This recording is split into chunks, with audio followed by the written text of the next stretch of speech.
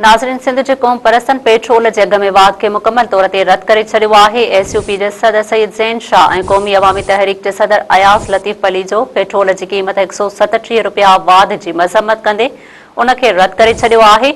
सईद ज़ैन शाह ऐं अयास लतीफ़ पलीजो चयो आहे त हुकूमत पारां ग़रीब अवाम मथां पेट्रोल बम केराइण जीअण जो हक़ खसण जे बराबरि आहे। पेट्रोल ऐं डीज़ल जे अघ में कयल वाध फौरी तौर ते वापसि वरिती वञे ऐं मुल्क जे ग़रीब अवाम खे रिलीफ फ़राहम कयो वञे। नाज़रीन, अवां खे हिकु दफ़ो ॿीहर अहम ख़बर खां आगाह कंदा हलूं त सिंध जे क़ौम परस्तनि पेट्रोल जे अघ में वाध खे मुकमल तौर ते रद्द करे छॾियो। एसयूपी जे सदर सईद ज़ैन शाह ऐं क़ौमी अवामी तहरीक जे सदर अयास लतीफ़ पलीजो पेट्रोल जी क़ीमत 137 रुपया वाध जी मज़म्मत कंदे उन खे रद्द करे छॾियो आहे। सईद ज़ैन शाह ऐं अयास लतीफ़ पलीजो चयो आहे त हुकूमत पारां ग़रीब अवाम मथां पेट्रोल बम केराइण जीअण जो हक़ खसण जे बराबरि आहे। पेट्रोल ऐं डीज़ल जे अघ में कयल वाध फौरी तौर वापसि वरिती वञे ऐं मुल्क जे ग़रीब अवाम खे रिलीफ फ़राहम कयो वञे।